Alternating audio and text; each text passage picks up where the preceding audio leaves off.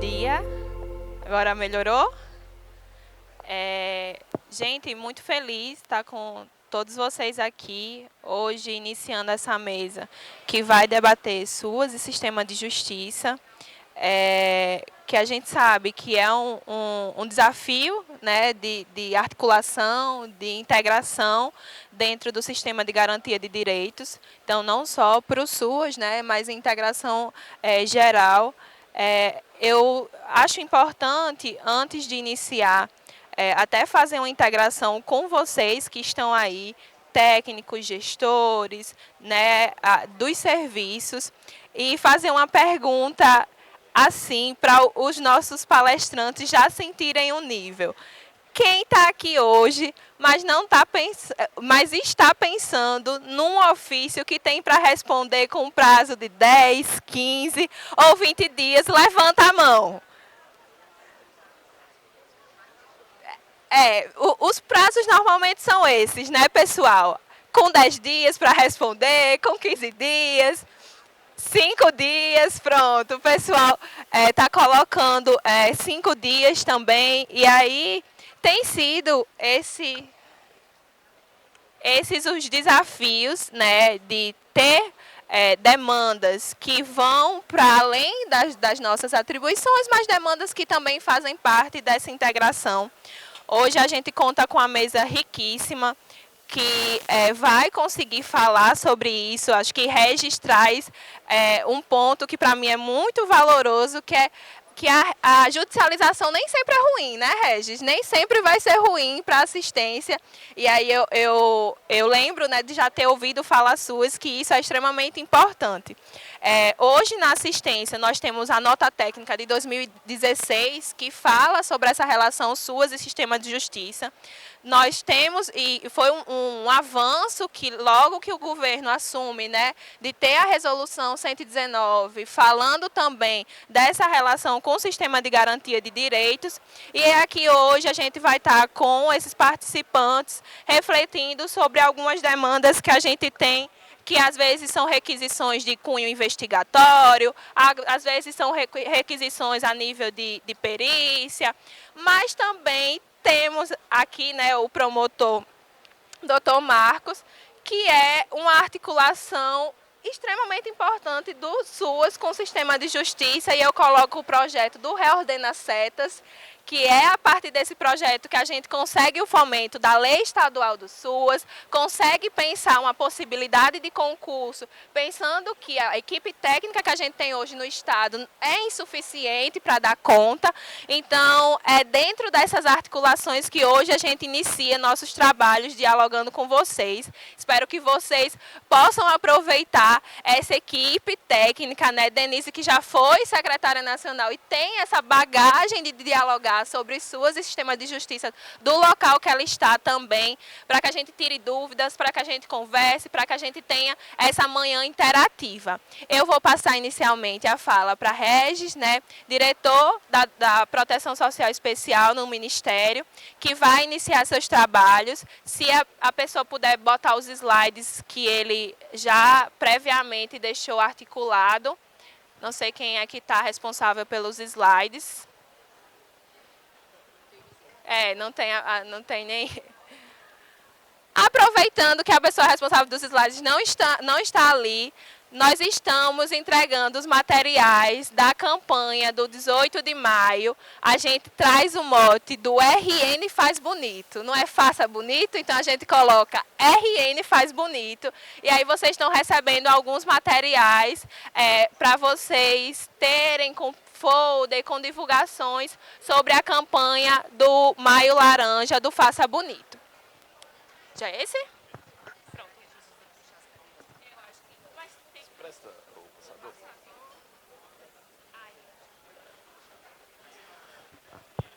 Bom dia a todas as pessoas. Primeiro, dizer da alegria de estar aqui. Gente, é meio diferente essa coisa de falar com fone. Então, assim, eu estou me adaptando, viu?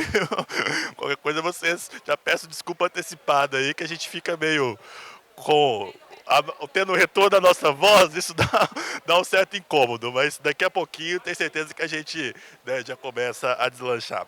Mas primeiro agradecer, né, de maneira muito especial à Secretaria de Estado aqui do Rio Grande do Norte pelo convite, junto com o colegiado de gestores, né, de assistência social também aqui do Estado, deixar o nosso abraço muito apertado e fraterno mesmo para a secretária Iris, tá? Então transmita a ela. Ah, que bom, então eu vou poder também, né, tá dando esse abraço pessoalmente. Agradecer aos meus companheiros de mesa, Denise, que bom, né, que a gente já vem dialogando, né, Denise, sobre esse tema em alguns espaços, doutor Marcos, que eu conheci hoje, mas que já sei que é também, né, mais alguém aí potente no MP para a gente poder caminhar nessa pauta. Como foi apresentado, eu sou Regis Espíndola, né, sou um homem de alta estatura, estou usando um terno preto com uma camisa branca, uma gravata azul, tenho barba, tenho cabelo preto, né, pele clara, e atualmente respondo pelo Departamento de Proteção Social Especial do Ministério do Desenvolvimento e Assistência Social, Família e Combate à Fome, né, a Proteção Social Especial, que dentro do departamento a gente instituiu, desde o ano passado, uma coordenação geral da relação do SUAS com o sistema de justiça. Né? Não que essa pauta da relação do SUAS com o sistema de justiça ela seja uma pauta da Proteção Social Especial apenas. Óbvio que não, ela é uma pauta do SUAS, né? Mas que a gente sabe que pelas próprias características de acesso aos serviços de proteção social especial, né, essa relação ela está muito intrínseca entre SUAS e sistema de justiça no âmbito da Proteção Social Especial. Mas todos vocês, né, que estejam aqui no CRAS, no CREAS, no acolhimento, no serviço de convivência, no centro-dia, no centro pop, ou nos programas, né, que os municípios têm, a gente sabe que em alguma medida se relacionam com o sistema de justiça, né, com o sistema de garantia de direitos.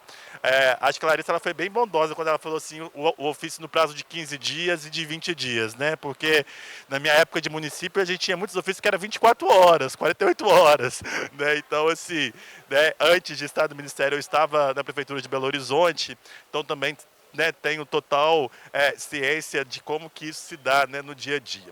E eu acho que a gente vai fazer aqui um bate-papo mesmo, assim, então vocês fiquem muito à vontade, né, para no segundo momento poderem trazerem as suas questões, as suas dúvidas. Esse diálogo, obviamente, ele não se esgota aqui hoje, mas é mais um passo que a gente dá, né, para fazer essa discussão. Então, sobre o sistema de justiça, né? Acho que de maneira muito rápida, né, tem algumas questões preliminares que não são muito importantes. Compreender que a gente está falando de dois sistemas que são sistemas incompletos e que não são sistemas que são iguais. A gente pode pegar pela própria característica. Quando a gente fala do Sistema Único de Assistência Social, nós estamos falando assim, sistema único, ou seja, uma unicidade de procedimentos que devem ser adotados nos diferentes municípios, estados, né, da União. O sistema de justiça, ele por si só, ele já não é uma instituição única, né? Ele já congrega dentro de um sistema de justiça, que a gente denomina como se fosse, entre aspas, uma coisa só, e não é. O sistema de justiça, ele é promotoria, ele é judiciário, ele é defensoria pública, ele é advocacia, né, mesmo, né, enquanto privada, e isso traz, né, uma dificuldade para dentro do próprio sistema de justiça de se posicionar também enquanto uma posição assim que seja do sistema de justiça. Quantos e quantos de nós, aqui no nosso dia a dia, a gente em determinado momento a gente tem uma proximidade maior com o defensor, no outro momento é com o promotor, aí para o outro caso é com o próprio juiz, porque às vezes não há uma convergência pelo próprio princípio da autonomia que cada uma dessas instituições tem com relação às decisões, com relação às orientações que são passadas. Então a gente também tem que compreender, né, assim, como que esse sistema de justiça ele está configurado, né, para a gente poder fazer essa construção permanente. Todos os sistemas eles dependem, né, dessa regulação. Então a gente tem no âmbito da assistência um tipo de regulação que, por vezes, né, o sistema de justiça nos questiona, porque as nossas normativas, na maioria das vezes, elas são aquilo que no direito a gente chama de normativas infralegais, que são as resoluções, as instruções operacionais, que são as orientações que o próprio órgão gestor emite, né, a resolução do conselho, a resolução da CIB, e aí, às vezes, a gente, né, com perdão, né, da expressão, né, às vezes a gente passa muita raiva, porque aí a gente manda lá um determinado documento e cita a resolução ou cita a nota técnica, e se a gente tem um juiz que é mais desalinhado e que não conhece do SUAS, ele vira e fala assim, mas isso aqui é só uma nota técnica, isso aqui é só uma resolução, não tem força de lei. E a gente precisa também construir e fortalecer a nossa narrativa, que é uma narrativa jurídica, inclusive, né, de por que o sistema está se organizado dessa forma. Que a nossa legislação maior, enquanto Lei Orgânica da Assistência Social, ela já define ali, né, que os conselhos eles têm autonomia e eles têm competência para emitir esse tipo de resolução, por exemplo.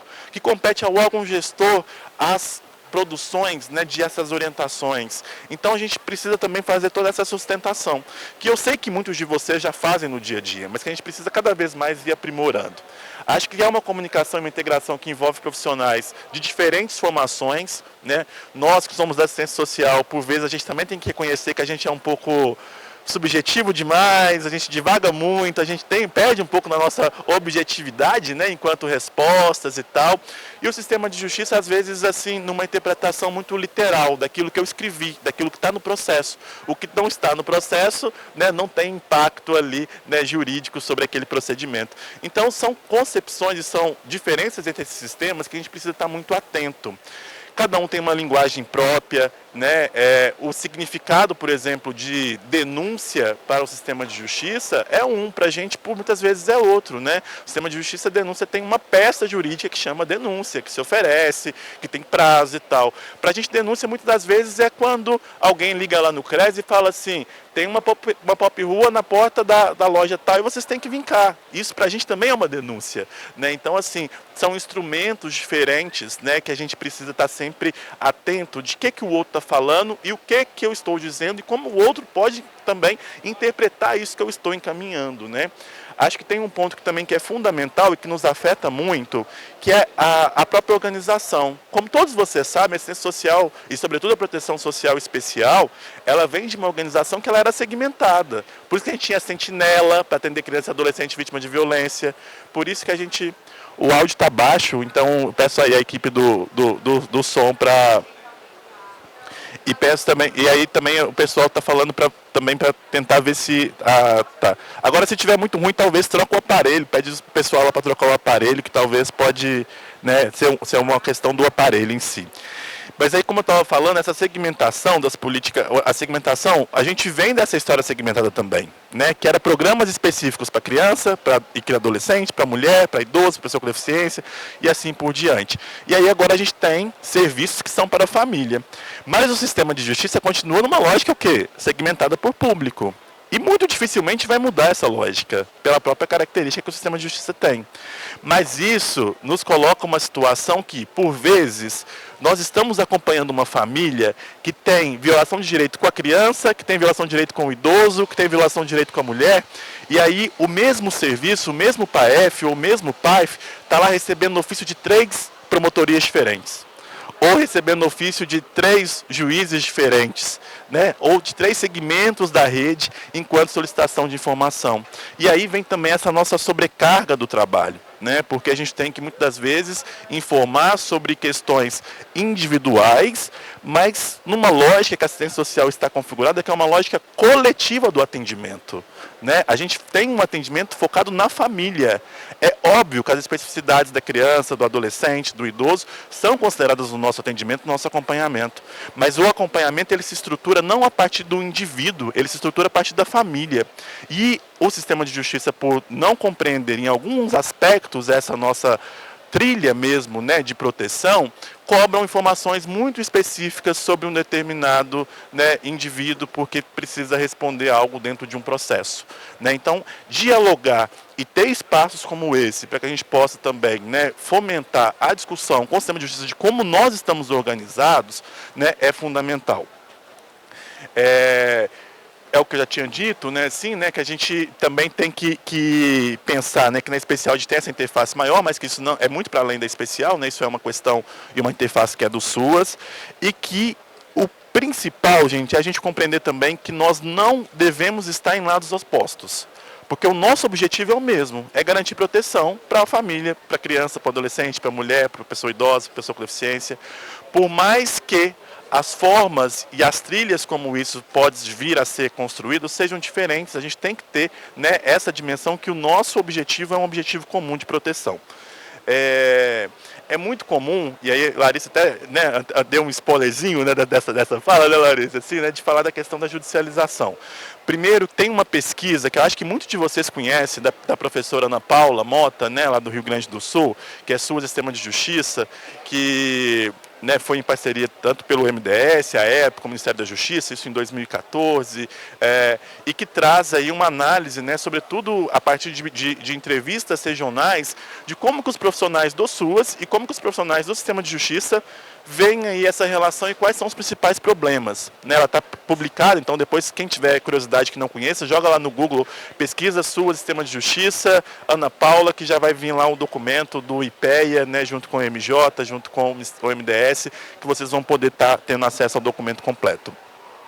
Mas aí ela traz, né, nos achados, ela traz assim que, para a maioria dos trabalhadores das equipes de referência, a judicialização acontece nessa certa que os trabalhadores identificaram como sendo uma ingerência do sistema de justiça sobre os processos do trabalho social com família. Então é quando a gente pode estar falando aqui de uma judicialização que envolve o trabalho social, as formas de acesso, a constituição dos programas, projetos e serviços. O que é isso, gente? É quando a gente recebe lá um ofício que fala assim, para que seja realizada a visita domiciliar num prazo X para subsidiar uma determinada decisão.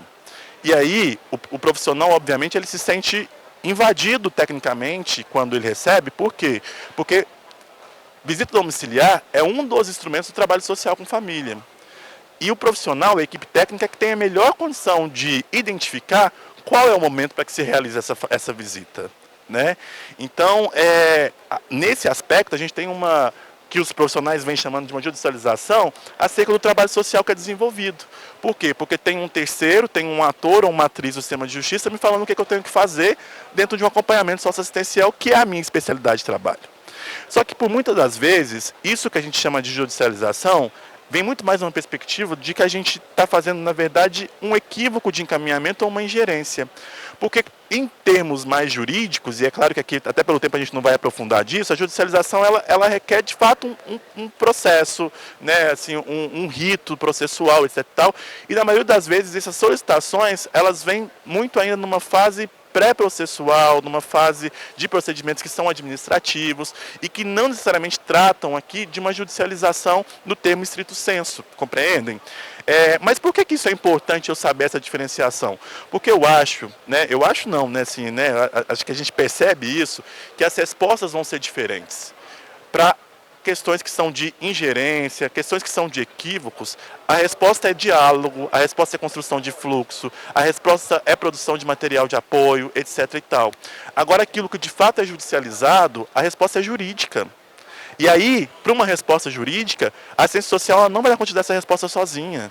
A gente precisa, obviamente, dos setores das prefeituras, né, e do Estado, e lá na União a mesma coisa, que fazem a sustentação jurídica da situação. Então a gente tem que ter uma articulação muito próxima também com a nossa Procuradoria-Geral do município, a gente tem que ter uma articulação muito próxima com a assessoria jurídica que o município tenha, né, para ter um enfrentamento, quando for o caso, né, para as questões de fato de judicialização. Então, gente, o que eu quero chamar a atenção aqui? Nesses primeiros 3 degraus, né, aqui, que é daquilo que a gente chama de judicialização, não necessariamente isso é judicialização. E a gente acredita e a gente aposta que formas consensuais, dialogadas, horizontais, podem dar uma resposta muito mais efetiva a estes 3 primeiros pontos do que, de fato, né, judicializar e que, de fato, levar isso para uma instância mais agravada. Agora, é óbvio que nós temos também a judicialização, quando tem uma ação civil pública para o município fazer ou não fazer algo, isso é judicialização. E isso requer o quê? Defesa jurídica do município.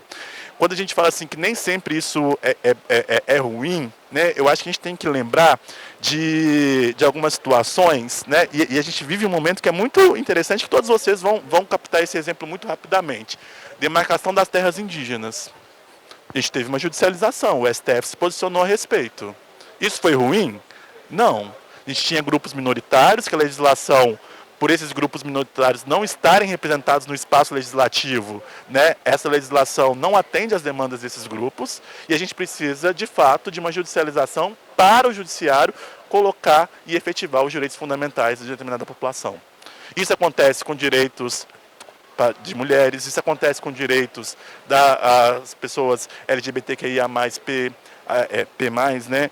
Isso acontece com todos os grupos que têm seus direitos, né, invisibilizados. Então, quando a gente fala que a judicialização ela não é de tudo ruim, é porque ela também é um corretivo necessário para a distorção de muitas questões que envolvem aí direitos de grupos mais vulneráveis. Acho que para esse efeito, né, daquilo que chega mais rapidamente no nosso dia a dia, é importante a gente ter, né, assim, enquanto um horizonte, enquanto uma leitura que nos afeta diretamente, né, porque produz efeitos no nosso trabalho.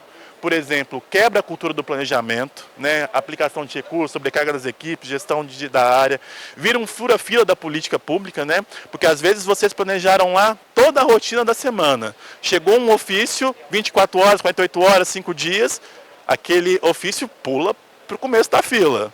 E aí o trabalho que eu ia desenvolver vai ficando para depois, vai ficando para depois. E aí esse ficando para depois gera um efeito dominó, porque aquela família que não estava numa situação tão agravada, como eu não estou presente, o serviço não está presente, a situação vai se agravando, vai se agravando. E aí eu não consigo fazer a visita dela naquele dia que estava planejado, e depois eu faço a visita para ela porque chega um ofício do sistema de justiça porque já teve uma violação de direito.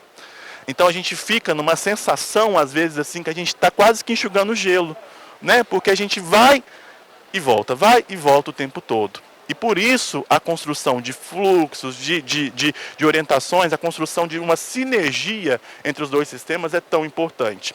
Né? Confronta a autonomia da área e a posição técnica, né? O que a gente disse antes, assim, às vezes eu não tenho indicação para fazer visita domiciliar naquele momento. Às vezes eu não tenho indicação para fazer acompanhamento. A minha indicação é de uma família que ela é referenciada no território e que ela precisa de um atendimento que é pontual, não é de um acompanhamento. Mas o sistema de justiça também tem que compreender que ele não, essa distinção entre referenciado, atendido e acompanhado é nossa, não é deles. Então, como é que a gente consegue também explicar para o sistema de justiça que dentro de um referenciamento e de um atendimento, né, que ainda que seja de uma forma mais pontual, eu estou atendendo a demanda daquela família? Né? Então, são exercícios também que são importantes. Confronta a autonomia, né, precariza as ações de proteção social básica especial e fragiliza a relação entre a rede. E aqui eu queria destacar também um ponto, gente, porque ao mesmo tempo que nós apontamos as fragilidades de uma judicialização e dessas ingerências, desses equívocos, a gente tem que ter muito cuidado, porque nós, trabalhadores do SUAS, por vezes nós provocamos também isso.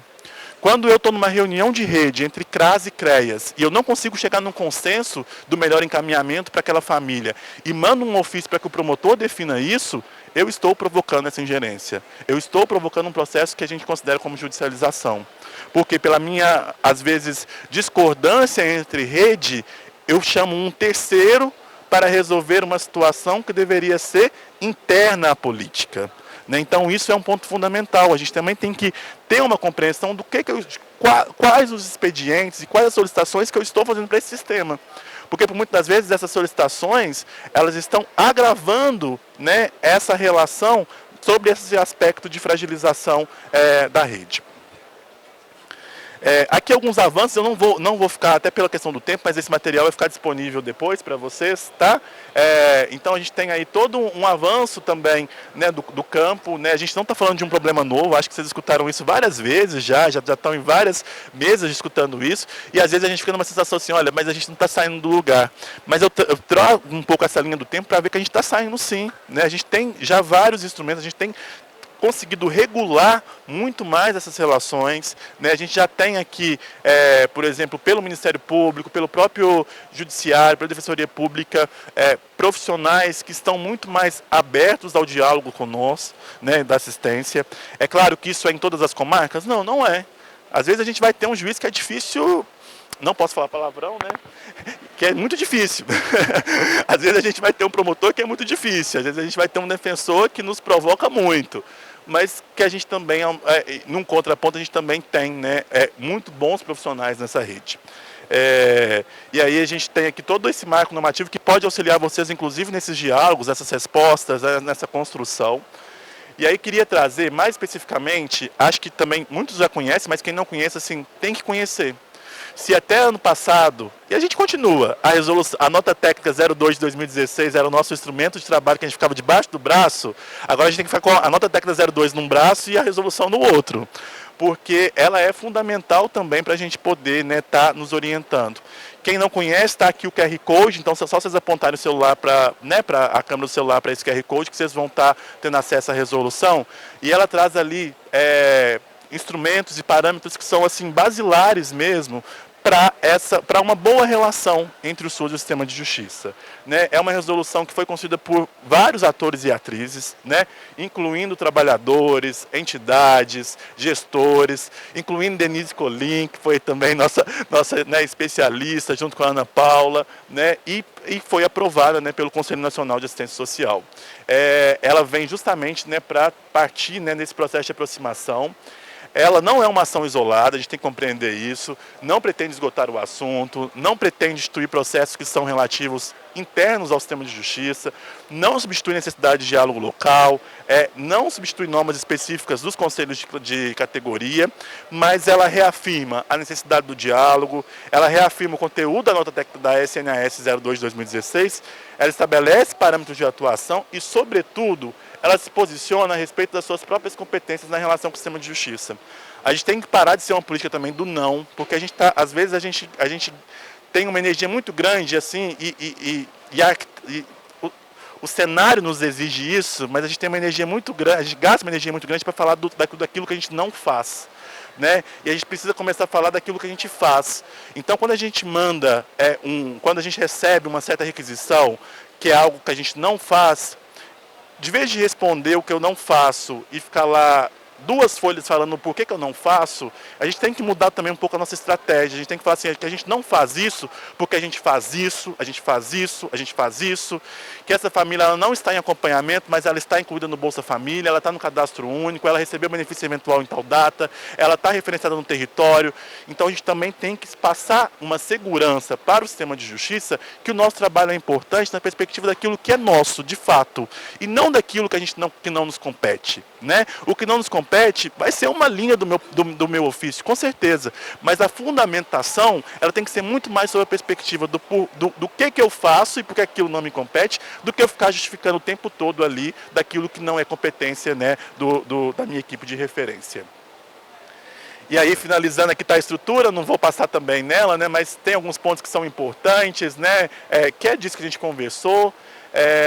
O último artigo da parte já finais, assim, a gente tem a previsão da criação dos espaços de pactuação com mesas de diálogo. Chama a atenção aqui, por exemplo, da experiência de Belo Horizonte, que já instituiu enquanto município essa mesa de diálogo. Já estava conversando aqui com a equipe do Estado, que a gente também pensar isso no Estado e também reafirmar o compromisso de a nível nacional, a gente ter também a mesa nacional da relação do SUAS com o sistema de justiça, que a gente acredita que vai ser um espaço fundamental para trazer as demandas.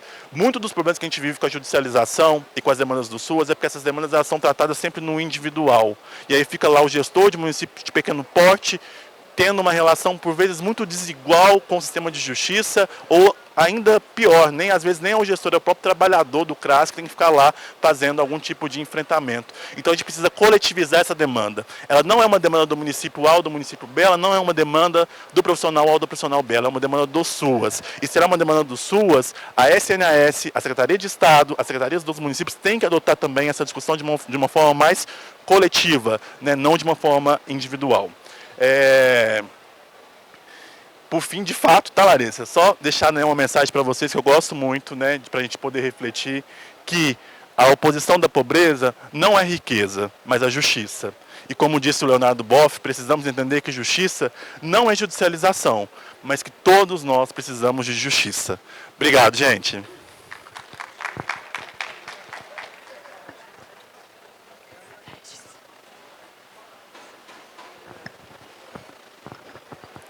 Obrigada, Regis. Assim, já ouvi a fala de Regis sobre SUAS e sistemas de justiça outras vezes, mas é sempre valoroso ouvir e pensar essas articulações, né? A resolução 119, para mim, assim, eu sempre digo nas formações, quem já teve formação pós-resolução sabe que eu digo, ó, tem que ser da mesinha ali.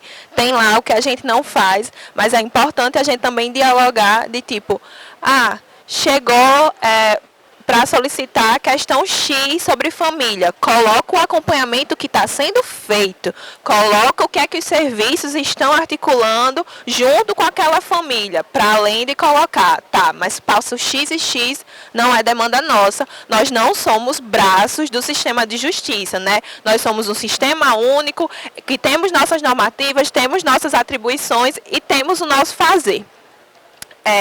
Agora, a gente vai ouvir Dr. Marcos Aurélio, que, como eu disse, né, é um desses promotores que são parceiros, né? A gente tem um diálogo permanente, e aí mesmo ele sendo promotor daqui da 21ª, daqui de Natal, consegue ter uma articulação com a Secretaria de Estado, pensando o SUAS a nível de Estado, né? Pensando melhorias no SUAS a nível de Estado. Em Natal, está trabalhando na carreira SUAS, né? Está dialogando com os profissionais de Natal, pensando a carreira SUAS e outras demandas específicas do SUAS aqui em Natal, mas ele tem essa grande parceria com a gente das setas, e aí fazia muito, muito importante ter você aqui, ouvir você falar, saber, né, um pouco dessa articulação SUAS e sistema de justiça do promotor Marcos. Vou pedir para que coloquem os slides dele, isso, passa aí no grandão, para que ele possa iniciar a apresentação. Tu, Marcos.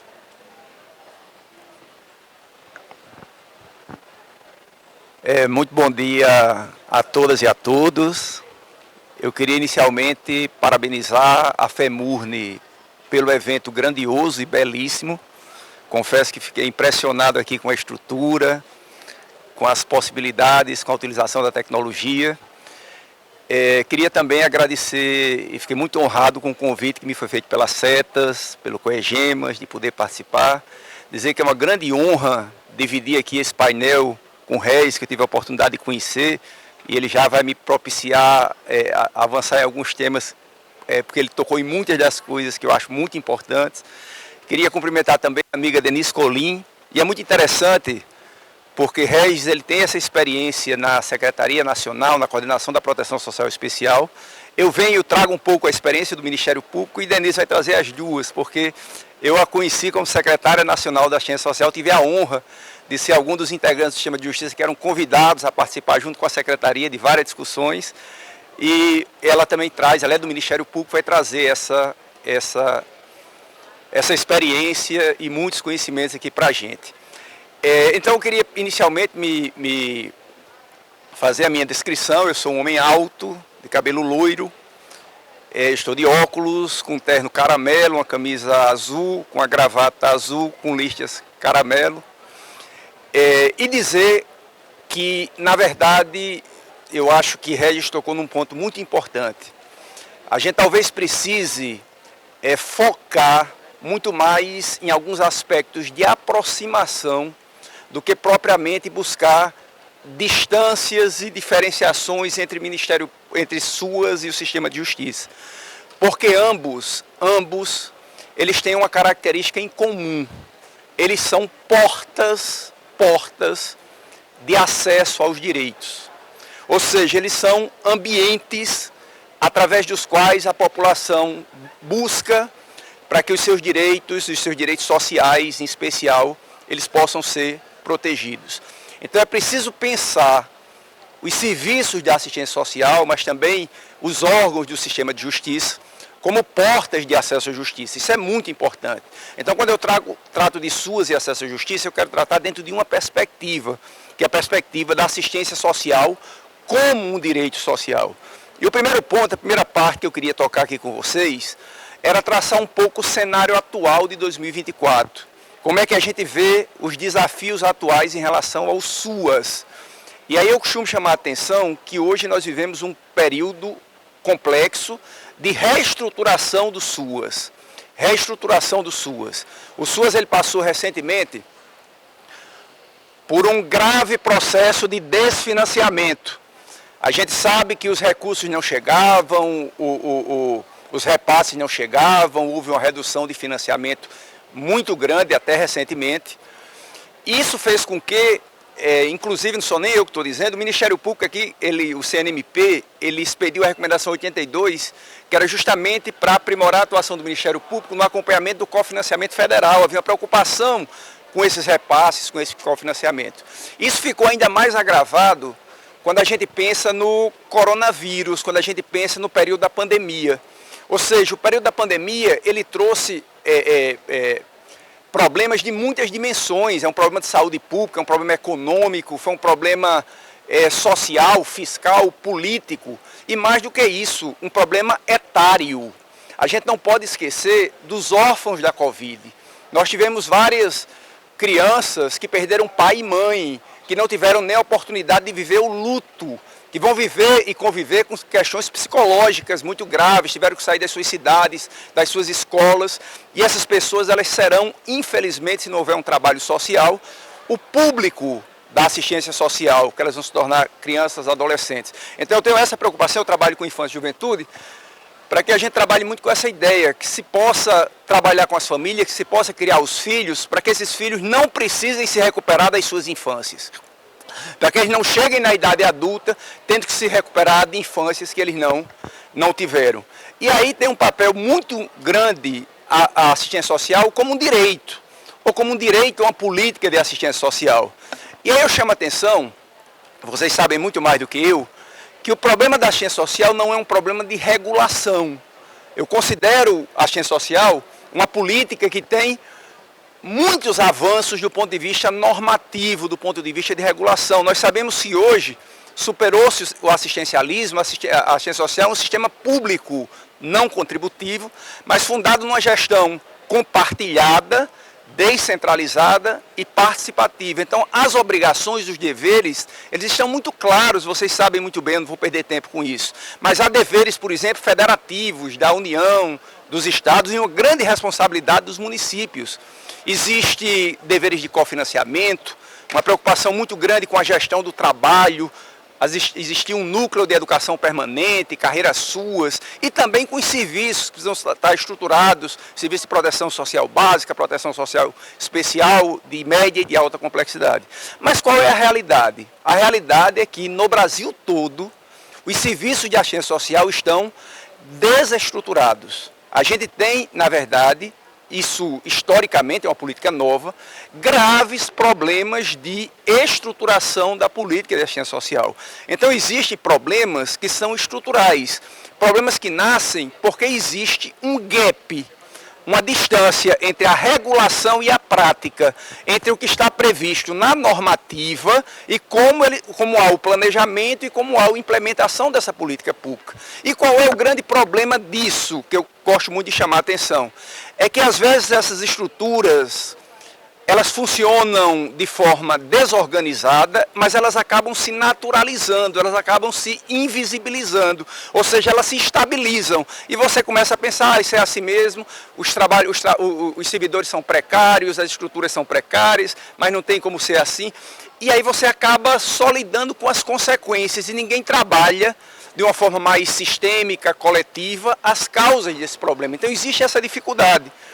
Ou seja, existe muitas vezes uma necessidade, e essa é uma responsabilidade dos dois sistemas, do Sistema Único da Assistência Social, da gestão pública, dos prefeitos, da própria FEMURNA enquanto entidade organizadora representativa das prefeituras, e do sistema de justiça, que é sair de um ponto A, que é um ponto de desestruturação, de uma estrutura ainda precária, para um ponto B, que é a efetiva implementação do SUAS, ou seja, um ponto ideal, ou seja, onde as normativas elas estejam cumpridas. Então essa distância ela existe no Brasil todo.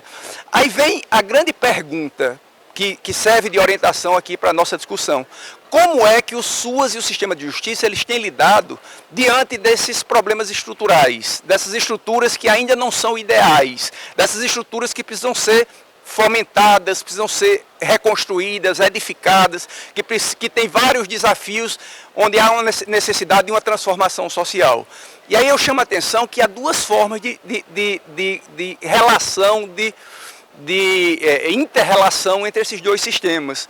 Um risco muito grande é que esses sistemas, ao invés de andarem de forma conjunta, no sentido de buscar esse objetivo, que é fazer com que o cidadão ele tenha proteção social especial, ele tenha proteção social básica, ele tenha o direito à proteção social, eles muitas vezes atuam em competição. Eles atuam como se fossem polos opostos, como se estivessem numa arena de luta, numa esgrima, em que um estivesse de um lado, o outro estivesse de outro.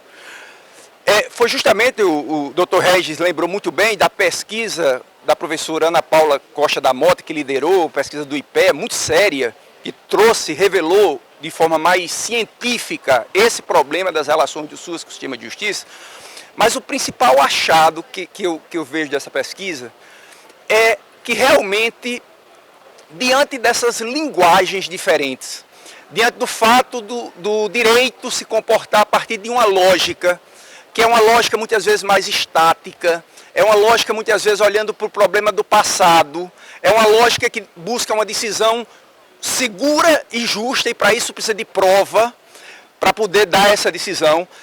E o SUAS ele envolve política pública, o Estado em ação, medidas dinâmicas, transformação social. Essas lógicas elas serem diferentes, existe um risco muito grande, que é o risco do direito capturar as políticas públicas, o risco do direito se sobrepor às políticas públicas, do direito utilizar a força estatal e com isso gerar efeitos diretos e efeitos colaterais que, ao invés de organizar a política pública, contribui para que ela seja muito mais desorganizada.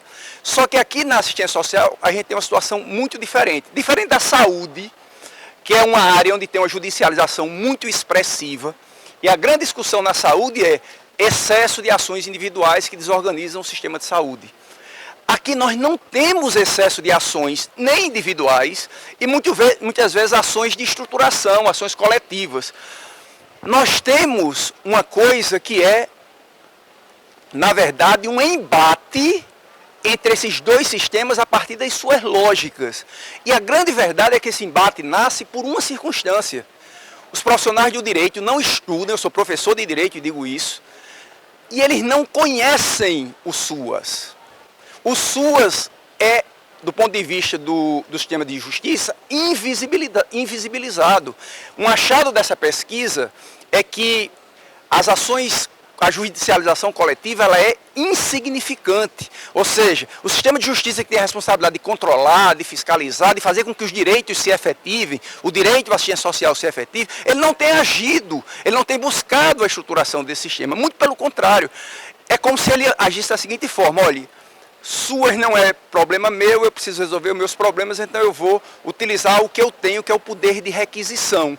Então começa a haver um contato, uma relação verticalizada, uma relação de imposição.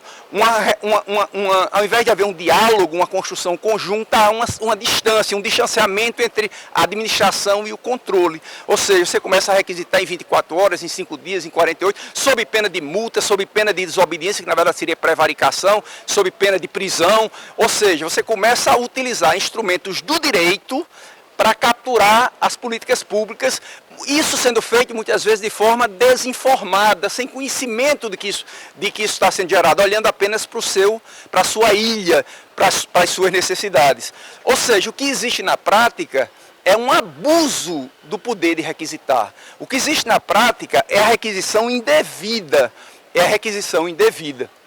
Ou seja, e essas requisições, elas são absolutamente perniciosas para o sistema de justiça. O sistema de justiça ele tem que entregar, o SUAS ele tem que entregar ao sistema de justiça relatórios de acompanhamento.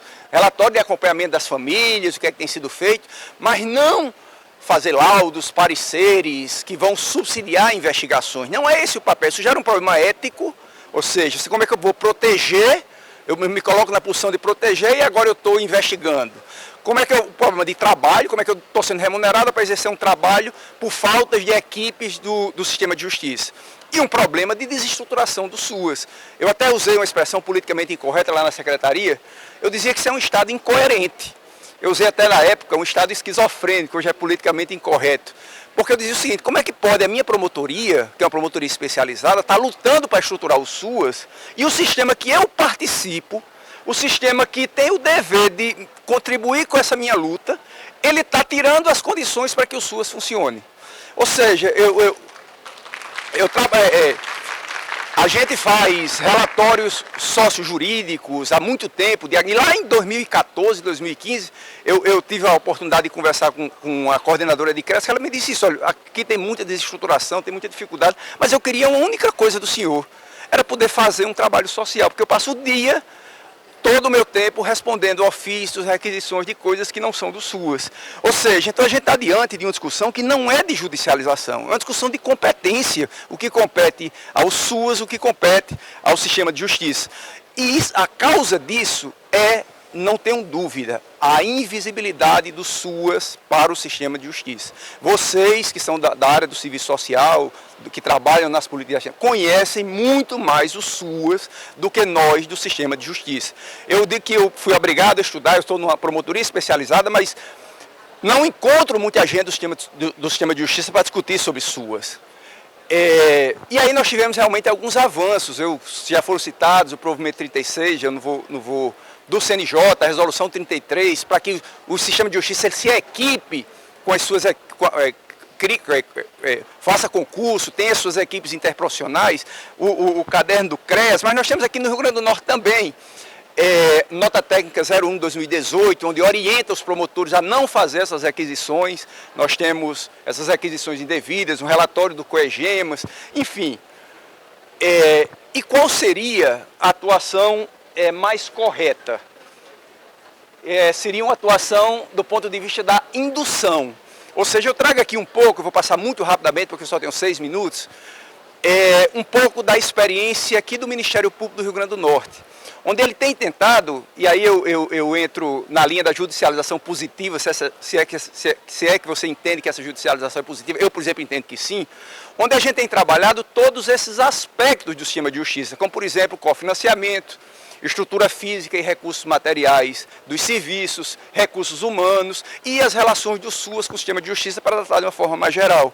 Ou seja, nós desenvolvemos em conjunto, nós temos uma parceria muito bacana com a SETAS, o projeto de Reordena SETAS, que em resumo é um projeto para dar sustentabilidade às SETAS, para que ela possa exercer o seu papel enquanto Estado dentro do Sistema Único de Assistência Social de forma sustentável, isso possa perdurar por outras gestões.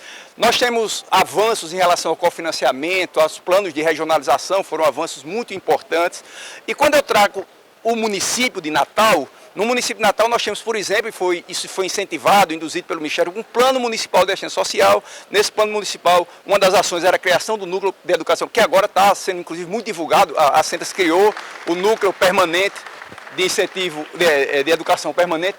Recursos humanos, foi feito um concurso público lá atrás, um concurso público que deixou 70% com cargos de efeito, mas hoje nós estamos com uma grande dificuldade nas equipes, ou seja, gerou recomendação para que servidores cedidos voltassem, ou seja, foram contratados auxiliares de cuidadores. Entramos recentemente, tivemos que entrar com ação judicial, uma ação civil pública, para promover o desbloqueio político da carreira SUAS. Então nós temos uma ação civil pública para a carreira SUAS em Natal.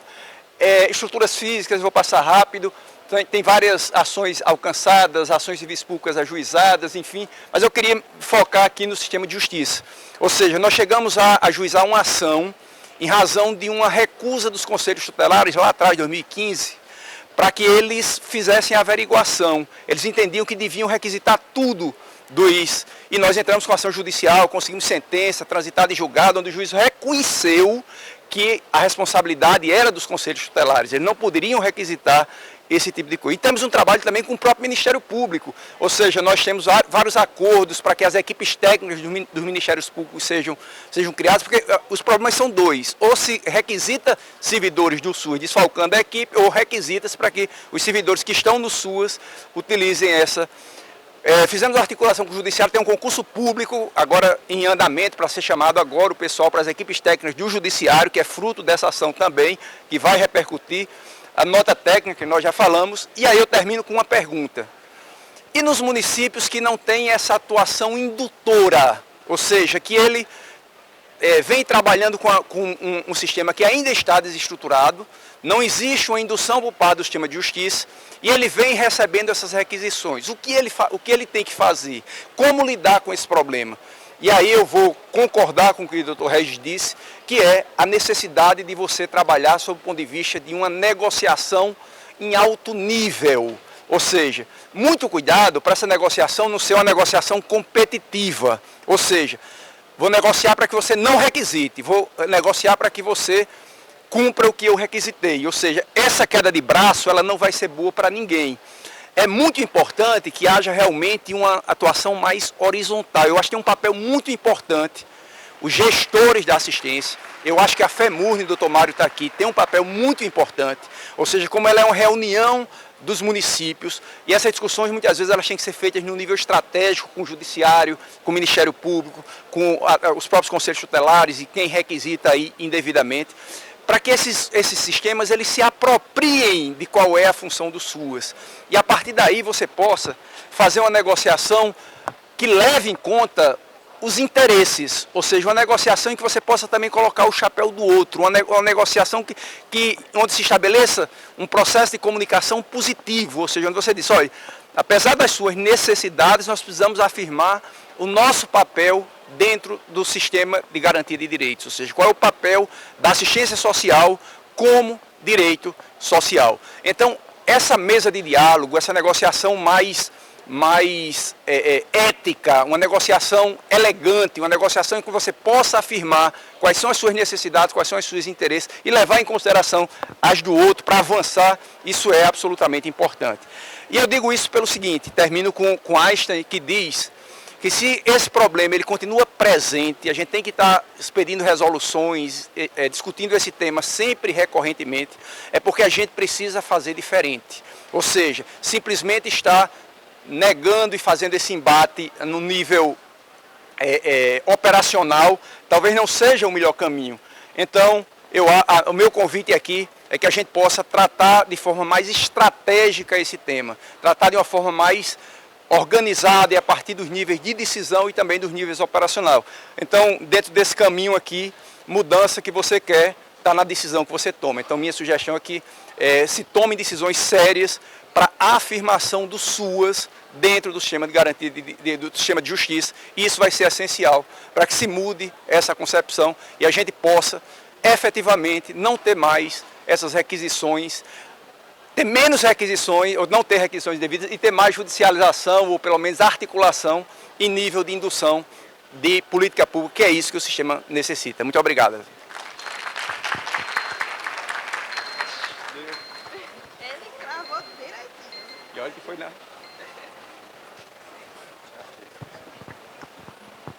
Passador.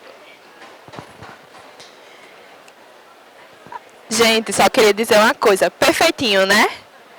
Tá todo mundo aqui assim, a fala de Dr. Marcos é uma fala, como eu disse, né, desde o início. É um promotor que é parceiro, que entende o que é o SUAS, que entende quais são as nossas atribuições e que consegue dialogar dentro dessa perspectiva, né? Aí a nível de estado, a nível de município, e que para mim é referência quando a gente dialoga SUAS e sistema de justiça, porque é isso, né? É um fazer comprometido mesmo com as suas responsabilidades. E aí vem de uma promotoria que trabalha criança e adolescente, né?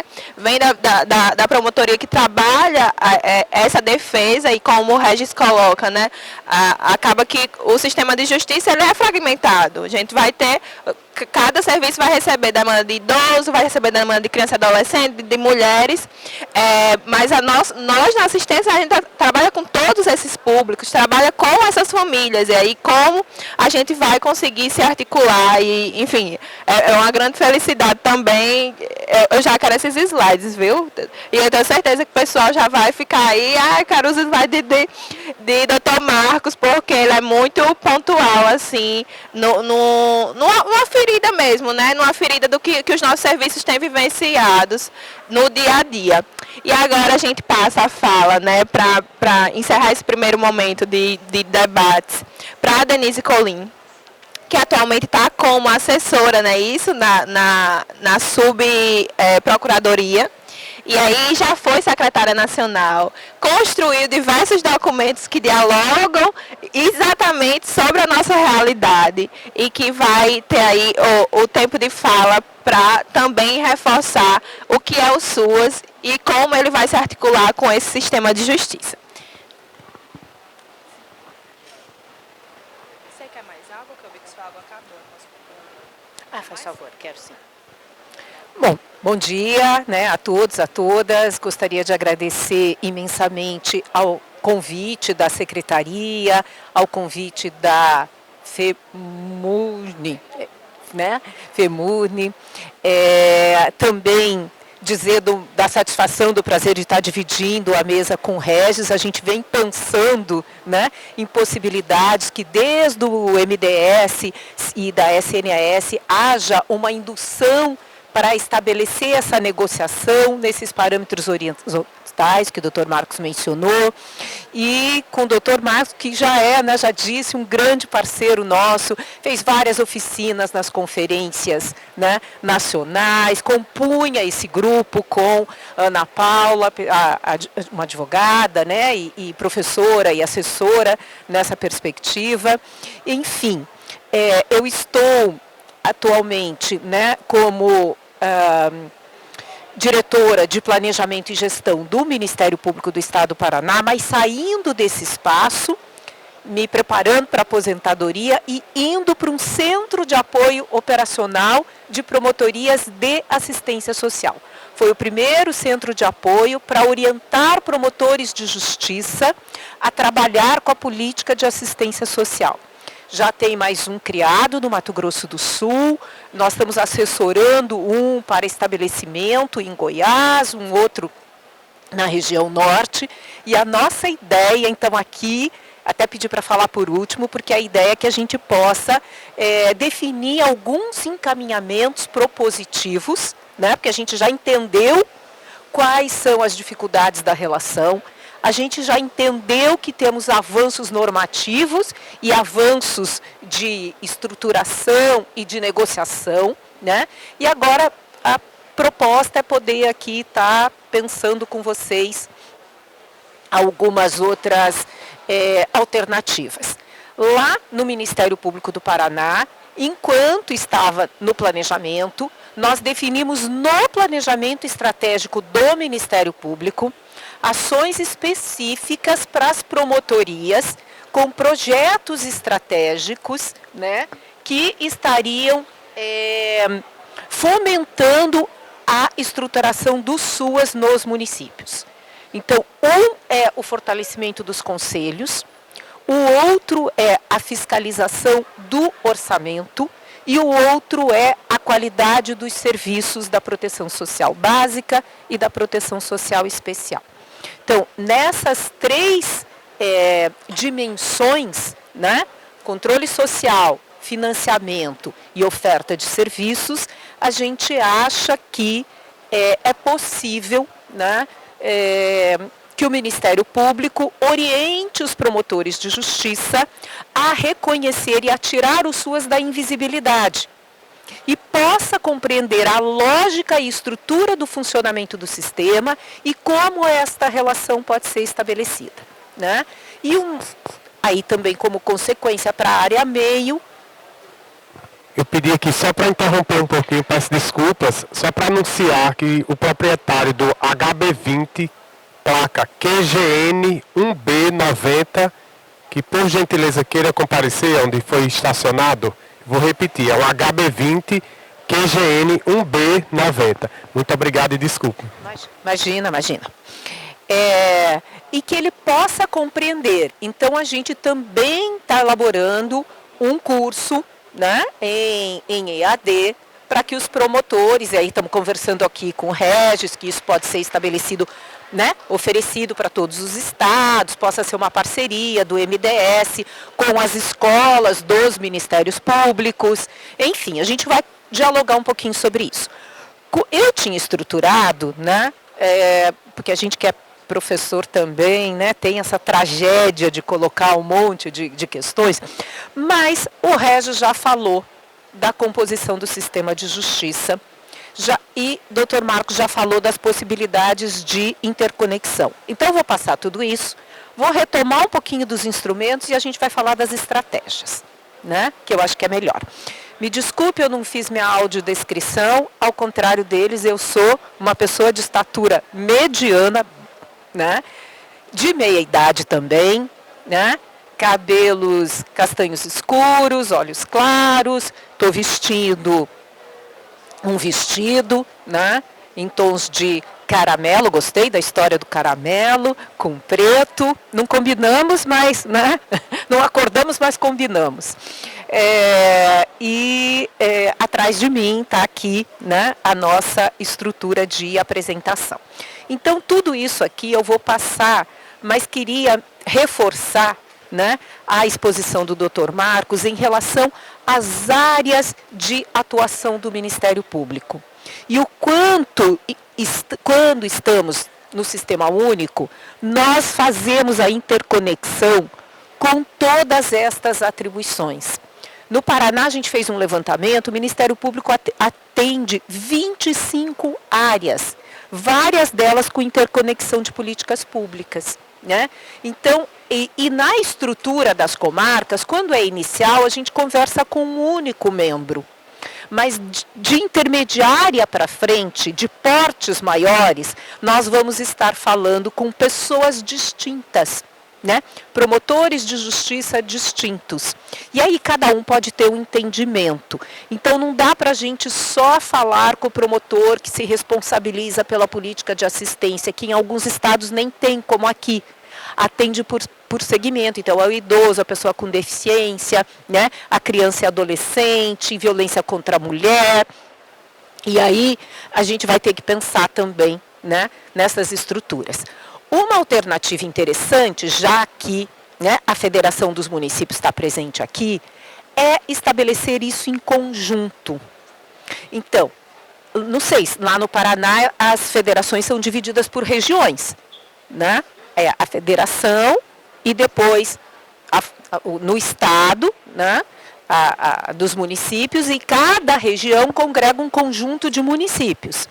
E aí a gente começa a fazer essas discussões por região, né? Então, o estado tem regionais.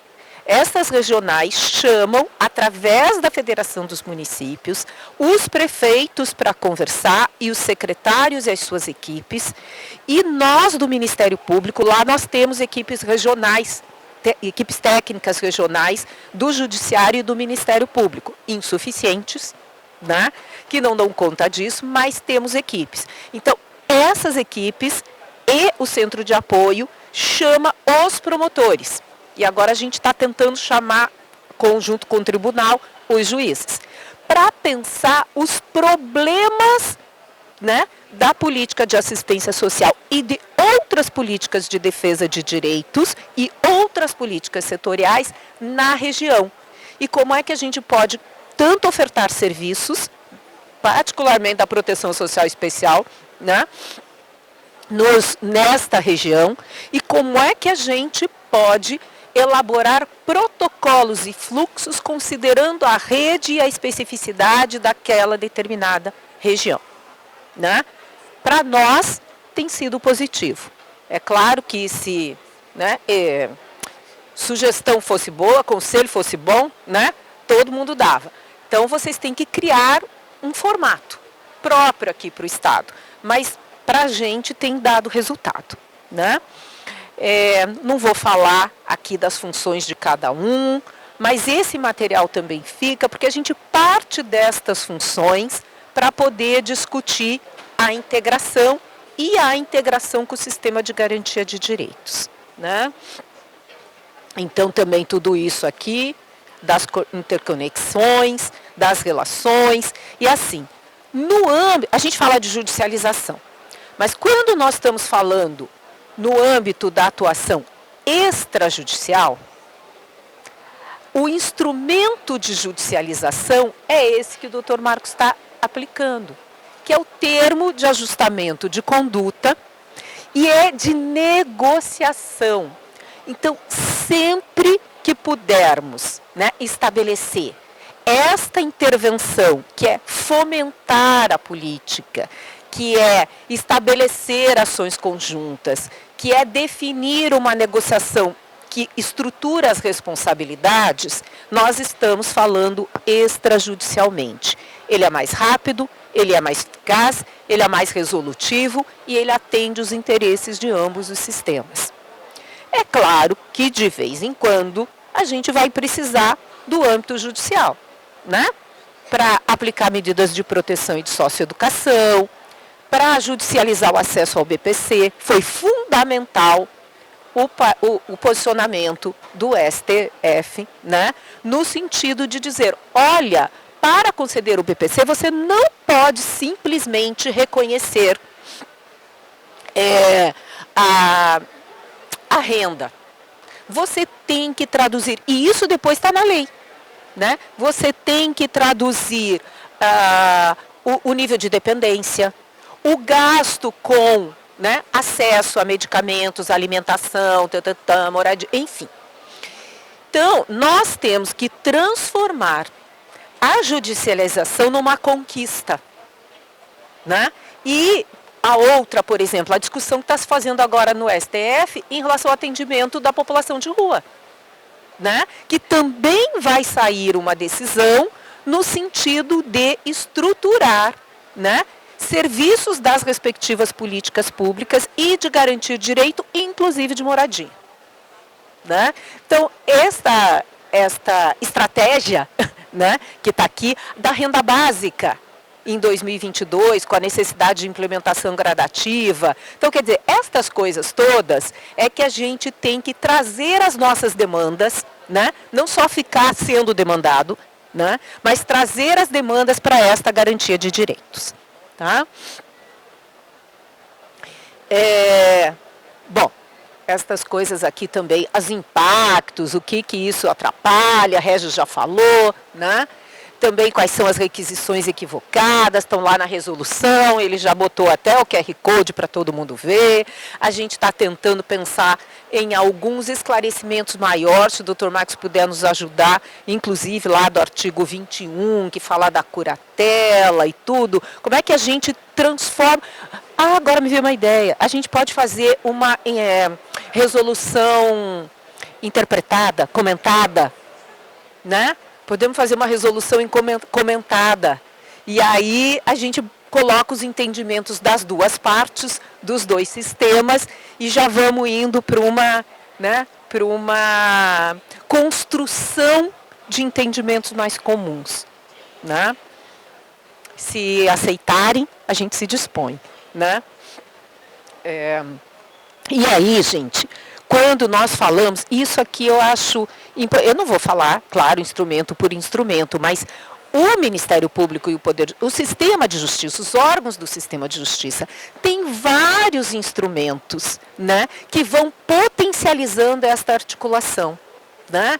Até, já foram falados alguns, mas até, assim, como que você trabalha com, claro, a NPC, em determinadas matérias, são fundamentais. Então, como é que a gente vai criando esse entendimento para que juízes e promotores também utilizem esses instrumentos no sentido de assegurar direitos? E aí a gente tem que ter articulação com outras políticas públicas. Por exemplo, o tratamento de adolescentes usuários de substâncias psicoativas. Não é da assistência, é da saúde pública. Os serviços têm que entrar na RAPS. Quer dizer, como é que a gente propõe isso, né? E como é que o sistema de justiça pode fomentar isto, de regularização das ofertas dos serviços? É um dilema para nós estamos discutindo, o Conselho está discutindo comunidades terapêuticas, dizendo, não é da assistência, a saúde diz, não é da saúde se não respeitar tais requisitos. Então, como é que a gente reordena? Como é que os recursos que eles estão recebendo de emendas parlamentares deveriam ser aplicados no sentido de reordenar para compor a RAPS?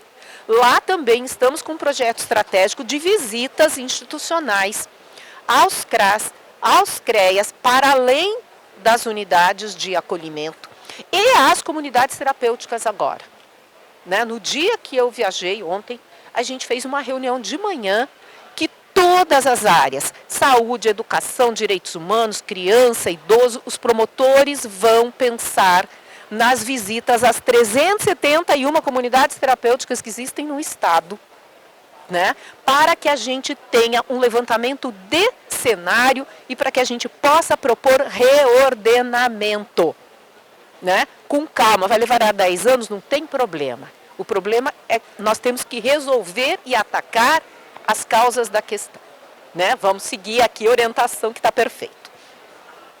Nós temos um conjunto de instrumentos. Como é que a gente alia os dois instrumentos e diz, olha, né?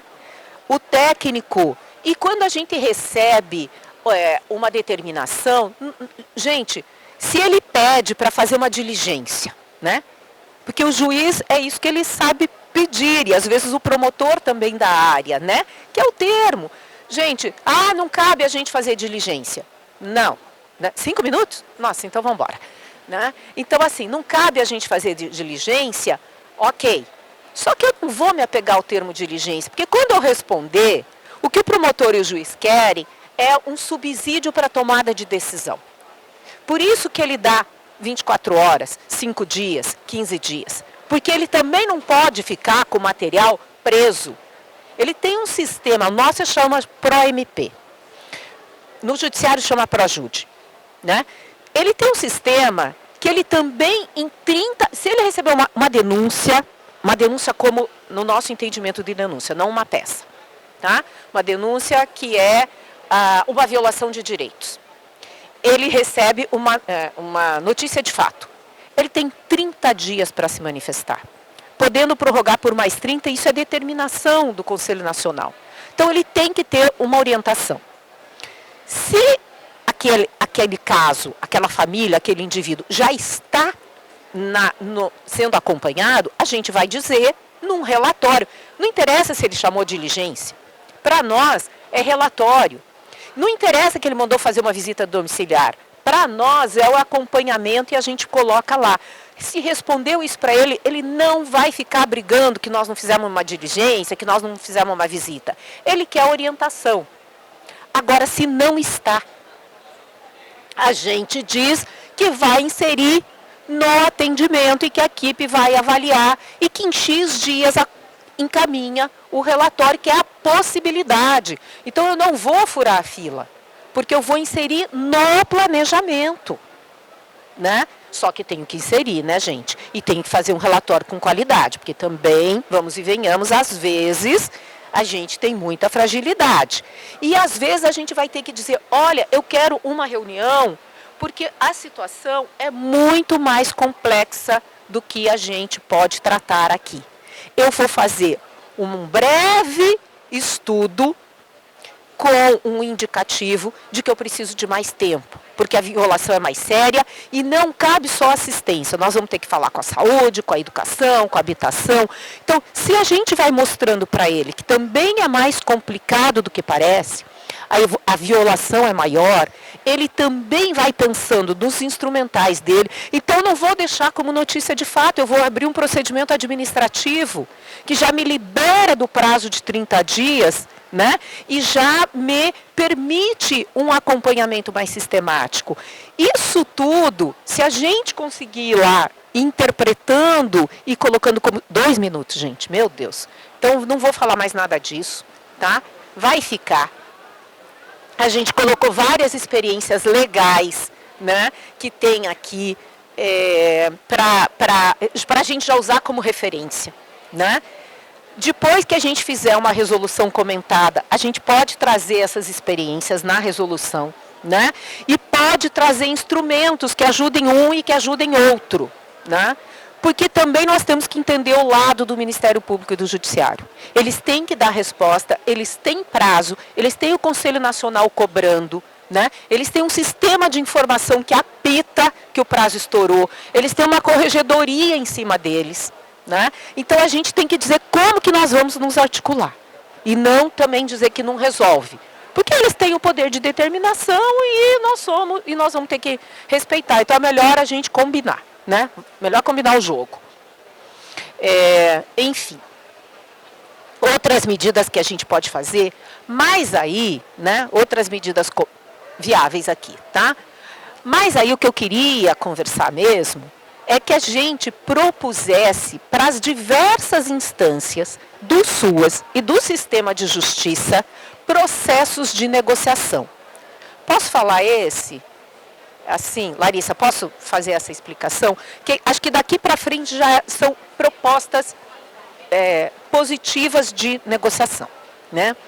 Então, para o Conselho Nacional, para a Secretaria Nacional, todos os órgãos, Poder Judiciário, Ministério Público e Defensoria têm escolas. Escolas do MP, escolas da magistratura, escolas da defensoria. Se eles não entendem o sistema SUAS, e nós também não entendemos o funcionamento do sistema de justiça, né? A gente não sabe, por exemplo, que eles têm esse prazo. Por isso que eles nos dão também um prazo. Não sabe que se ele não cumprir, a corregedoria vai e ele recebe medida administrativa. Então, a gente, sabendo disso, né, a gente diz, puxa, é ruim para eles também, não é só para nós. Como é que a gente vai combinar? Então, a ideia é que a gente possa ter cursos conjuntos, oficinas de trabalho, né, que vão nos qualificando para ambos entenderem cada um. Não posso mais falar? Tá bom. Gente, desculpa, eu sou horrível para prazo, para tempo, assim, me desculpem mesmo, né? Mas a ideia é que a gente tenha cursos em EAD e que possa fazer discussões híbridas, né? E que possa produzir material. Os promotores, quando eles entram na carreira, eles têm um curso que chama de vitaliciamento. 3 anos. Lá no Paraná, a gente colocou o SUAS como um curso. E colocou um SUAS na escola preparatória para quem vai fazer o concurso e combinou que, no mínimo, uma pergunta no concurso tem que cair sobre o SUAS. Então, eles têm que estudar. E aí, a gente faz o curso quando eles entram. E aí, eles começam a entender. Né? E agora vamos fazer grupo de estudo com os promotores. Né? Bom, outra coisa é discussões ampliadas para aprimorar as normativas. Nessa da resolução, né? E que outras que a gente pode fazer? Que já vamos falar depois do CNMP. Né? Gestão junto ao MEC, para que no curso de Direito, né, eu dou aula para o curso de Serviço Social e para o Núcleo de Direitos Humanos da PUC do Paraná. Lá a gente tem essa disciplina, claro, né, de seguridade, mas já fala da relação do SUAS para a equipe do curso. Mas no de Direito, a gente tem uma matéria que não é obrigatória, né, que é optativa, e que a gente fala de políticas públicas e fala das políticas de seguridade, fala da relação. Os alunos de Direito dizem, cada vez está aumentando mais, cada semestre vem mais aluno de Direito, né, porque ele diz, nós não temos essa disciplina. E como agora combinamos que tem, no mínimo, uma pergunta do SUAS no concurso, eles têm que estudar. Então, eles já vão pedindo também, né? Bom, vamos embora para frente. Outra coisa, grupos de trabalho para construção colaborativa de parâmetros, protocolos e fluxos. Né? O MP tem um para dizer como que é o tratamento, o atendimento de população em situação de rua. A gente pode pegar as nossas principais demandas e também construir coletivamente. Né? E reuniões sistemáticas de planejamento.